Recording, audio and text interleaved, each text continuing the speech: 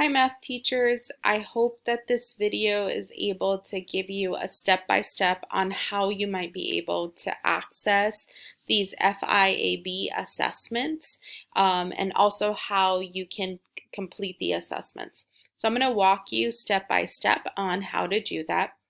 Before we do that though, I do want to let you know that I've confirmed that all teachers have already been assigned a CASP account, and you should be able to find a link in your email directly from CASP that prompts you to set up a password. If for some reason you're unable to find that email, please let me know and I will set up another notification to go out to your inbox. So to get started, we're going to go to the CASP website, and I have it bookmarked, but it's basically caaspp.org. Once you get there, it's going to take you to this initial page. You are going to select the Smarter Balance interim assessments right here. From there, you are going to scroll down a little bit and then select the interim assessment viewing system. And so what this will do is, as you can see here, it will prompt you to put in your credentials.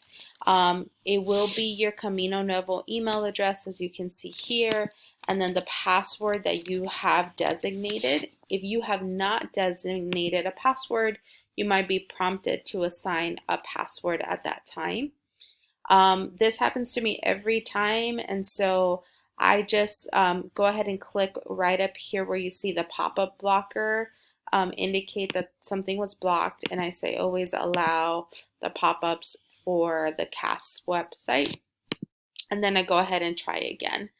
So once you are here, you can actually view all of the assessments that are available for all grade levels. So you will use that guidance I provided in the document to determine which FIAB tests you will be assigning to your students.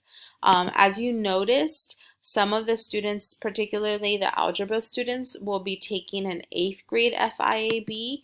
So you might select the 8th grade and then find the corresponding math FIAB. I think the algebra students are taking this functions FIAB in 8th grade math as their diagnostic. For some of the upper maths, you can find those in the 11th grade.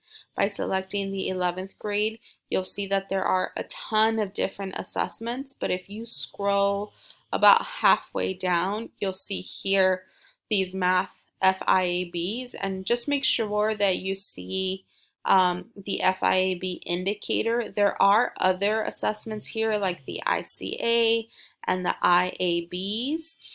For the purpose of our diagnostics, we're doing the FIABs, and then you'll find the title of the FIAB right here. So let's say I look at the chart and I determine that for my course, the high school math equations and reasoning FIAB is the one that I am assigning to students.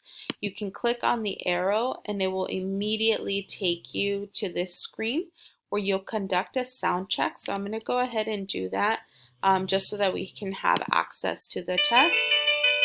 In this case, I did hear the sound. I will confirm that I have heard the sound so that it will allow me to then begin viewing the test.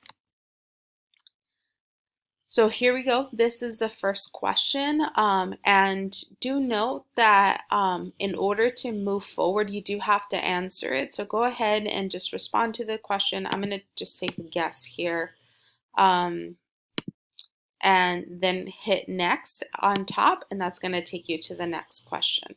And so this is how you would open up the FIABs and actually complete the questions. It is important to note that the vast majority of the FIABs are about 12 to 15 questions, and so the goal is that these can be completed in one sitting so that we would not have students coming back to complete FIABs in multiple sittings.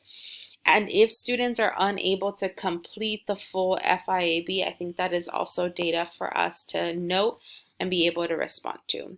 So I hope that this was helpful in being able to access the FIABs and then also being able to preview them.